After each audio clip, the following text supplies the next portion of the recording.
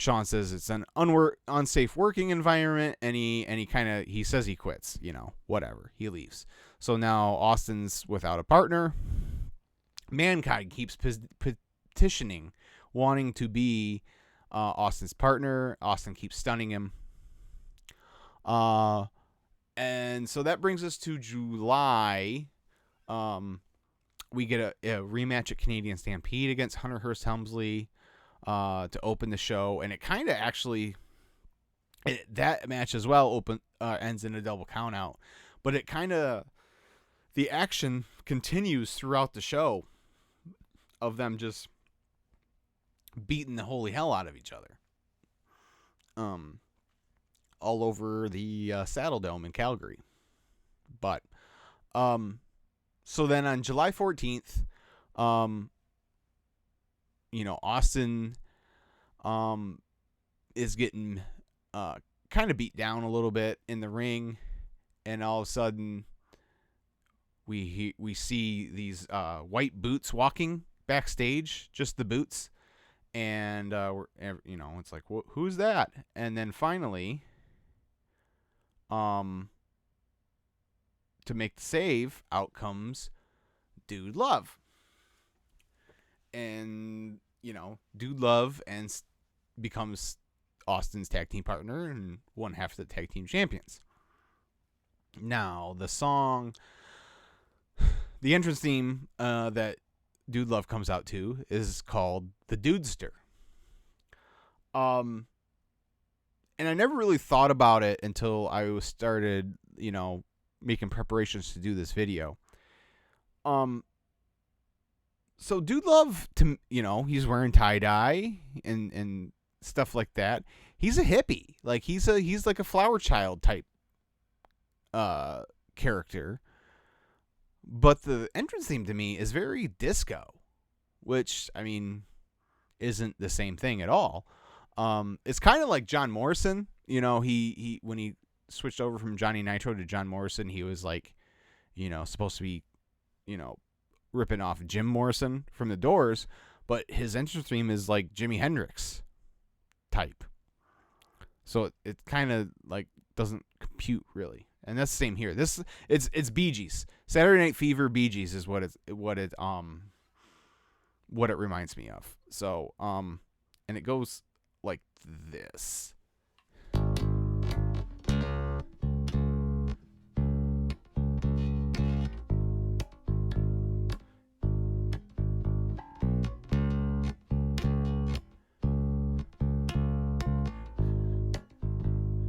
A flat, D flat.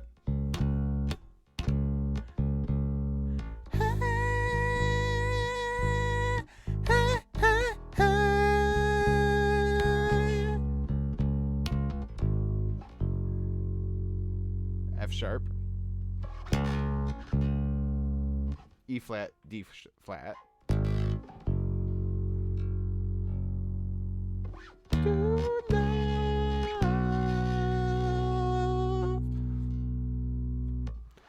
So, there's the and so you can't really hear it on TV in the arena, but when you're actually listening to the track, so like that again, Bee Gees, high-pitched background vocals, and then there's an even higher-pitched male vocal singing a verse, and it's so high like you can't even make out what he's saying, but it's like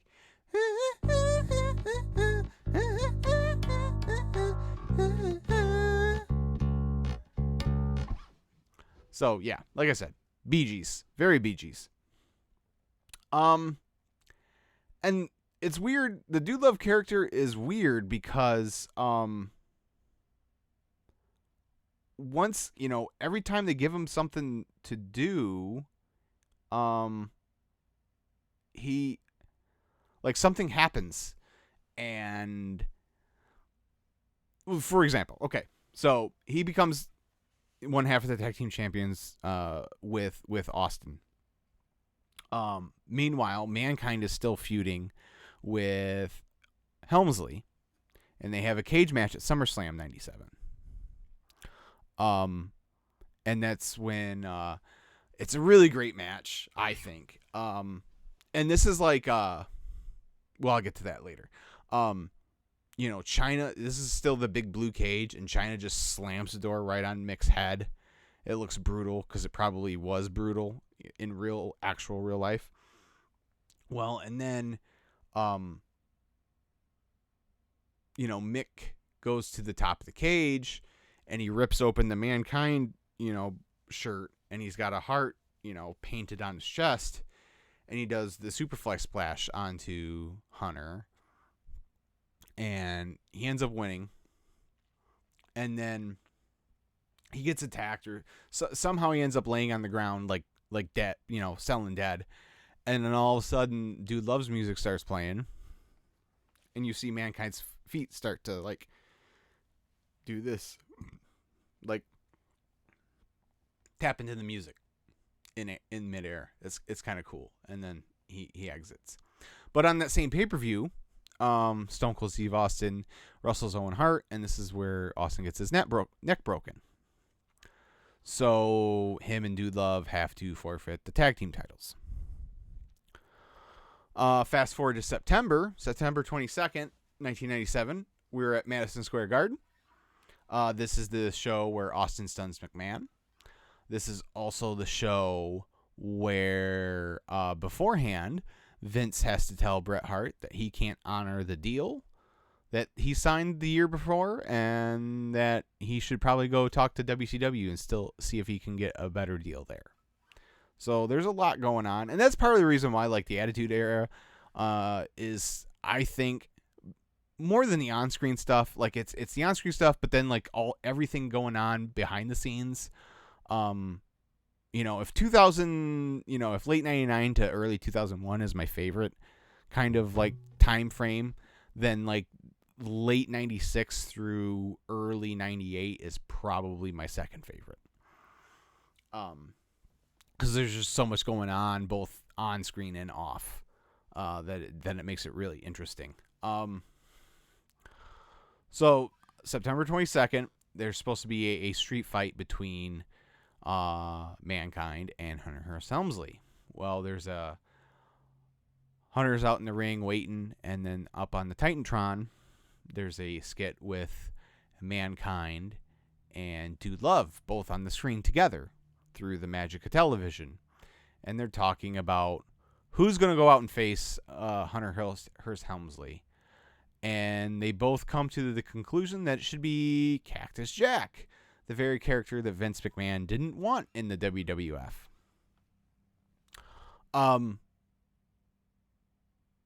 I love the Cactus Jack theme. I think it's a great theme. It starts out with a guitar, just a nice guitar lick, and it's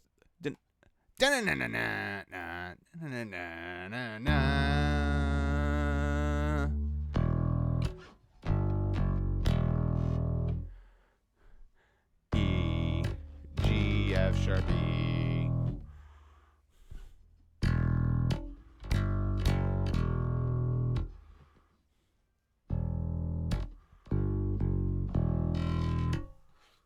And then back up. That's ACB.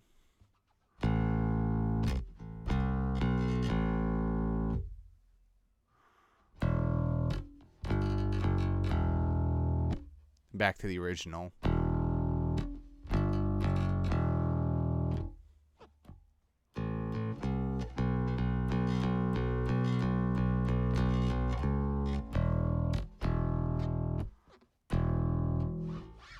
Anyways, so you get the idea with that. So Cactus is there for that, and maybe a couple other appearances, and then we're supposed to go back to Dude Love. He's supposed to wrestle Brian Pillman at Bad Blood in October. Unfortunately, Brian Pillman passes away, so that doesn't happen, and so Dude Love is kind of dropped again. And then from there, we close out 97, and 98, beginning of 98 is cool because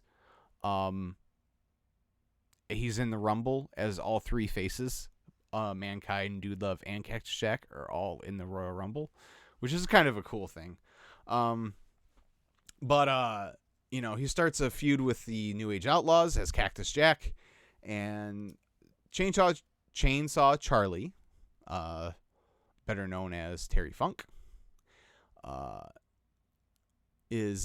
comes and aids him, and they have a dumpster match at WrestleMania 14 for the tag team titles, which Cactus and Chainsaw win.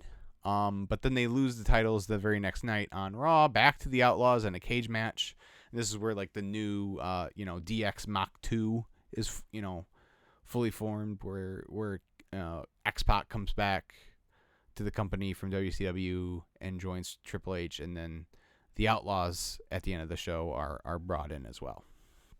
So after that, he kind of like he turns on Chainsaw Charlie and like is like gonna quit or whatever until Vince recruits him to be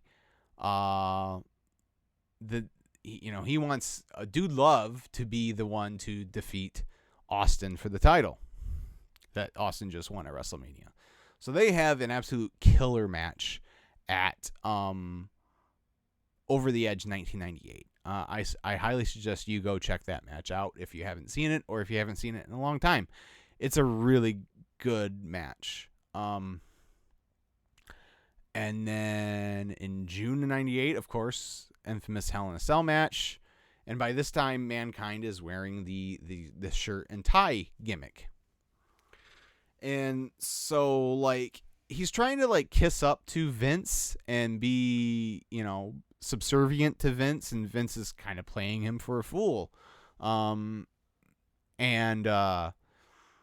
the famous hospital skit where Mr. Sacco is born. I believe that happens in September. And I think that happens, yes, because Vince gets hurt, his ankle gets hurt at Joe Louis Arena, the Zamboni skit. And then the next week, they're in East Lansing, and that's where the hospital skit happens, where Mr. Sacco is born, and then Vince gets hit in the head with a bedpan by Austin.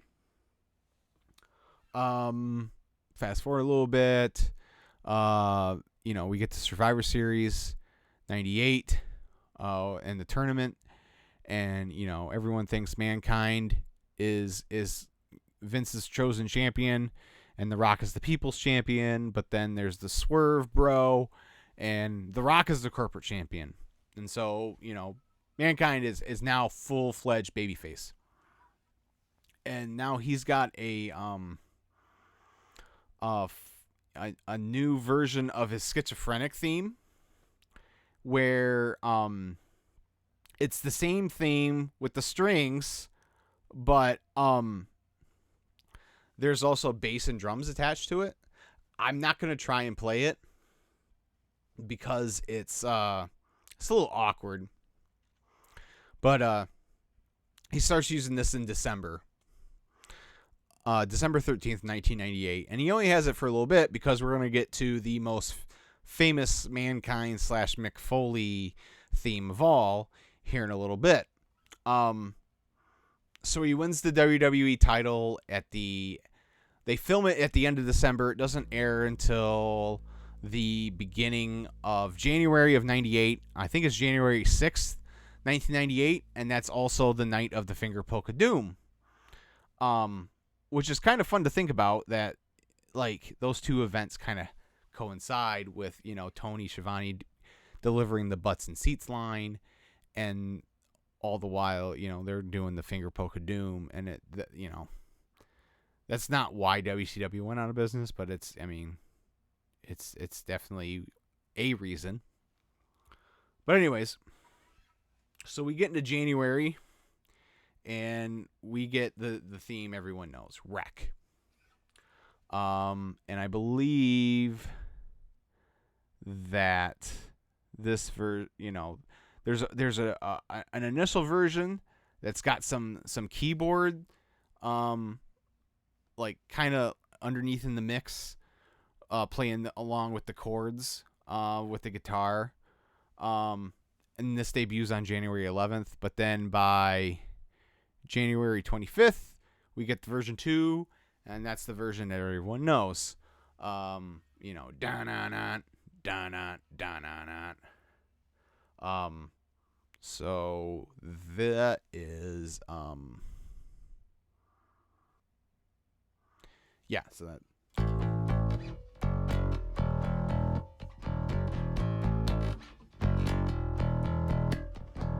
A, F sharp, E.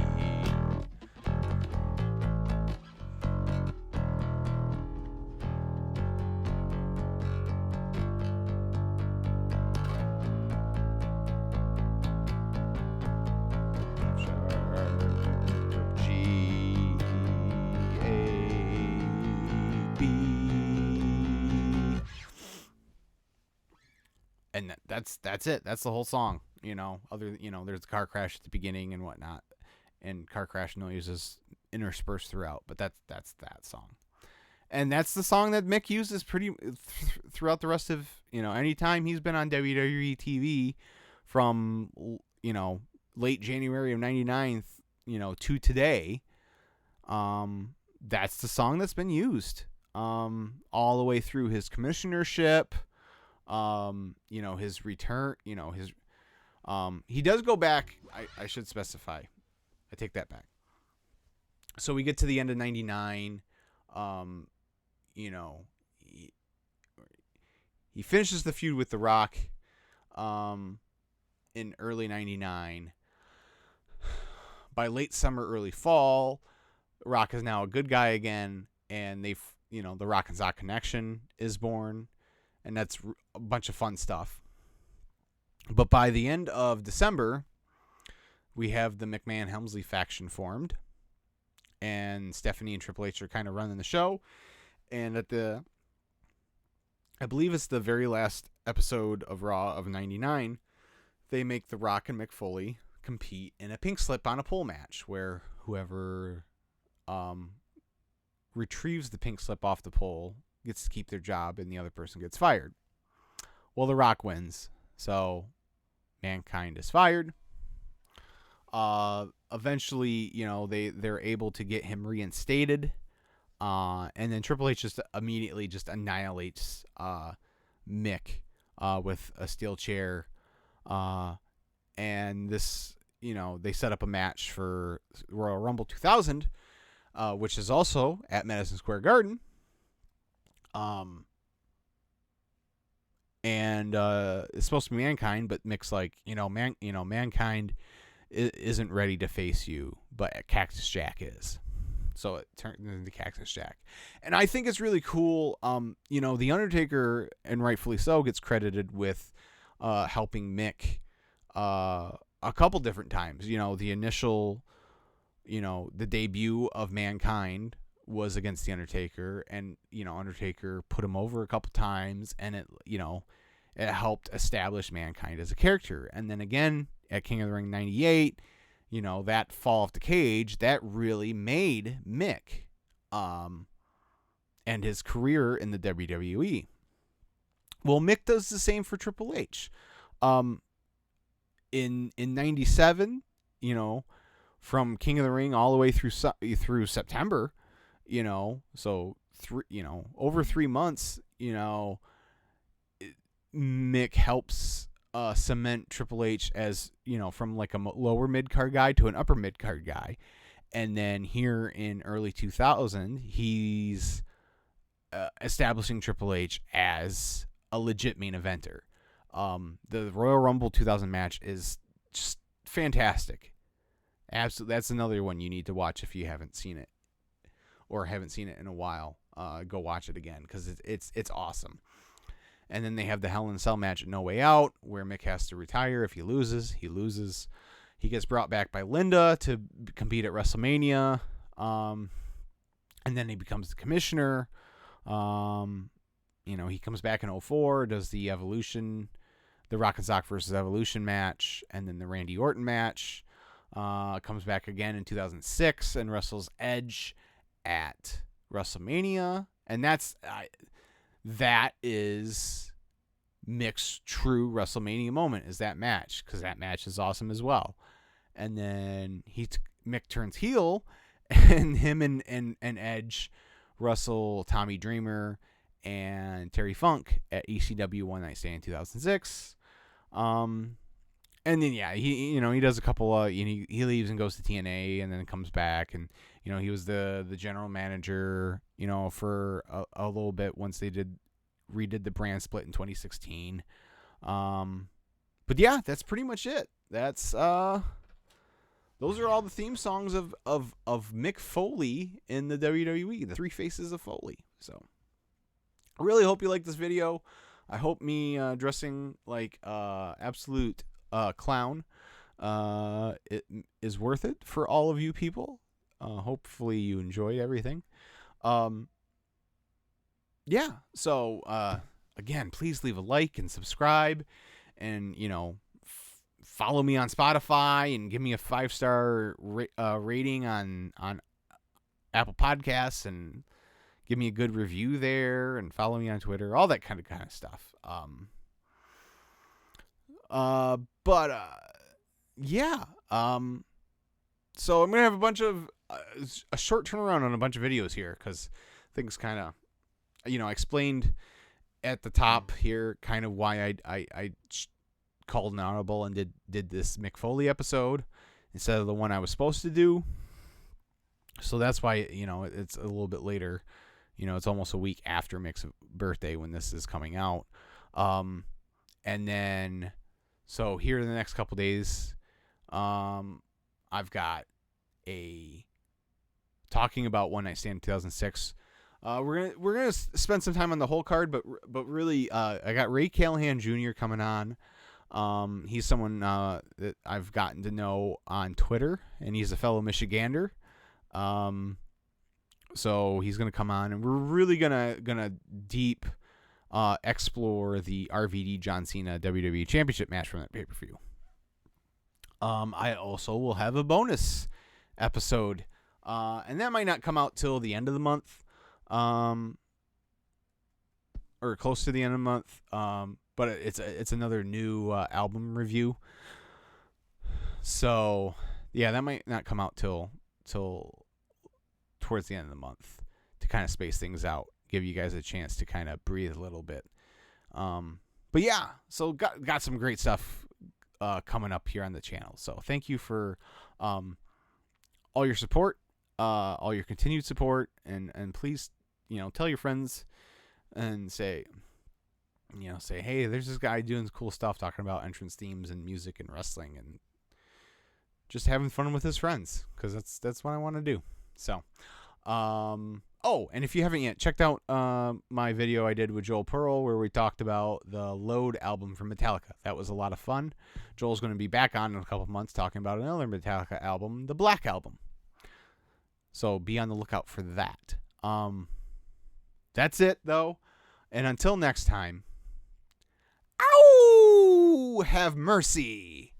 Bang, bang. And have a nice day. See ya.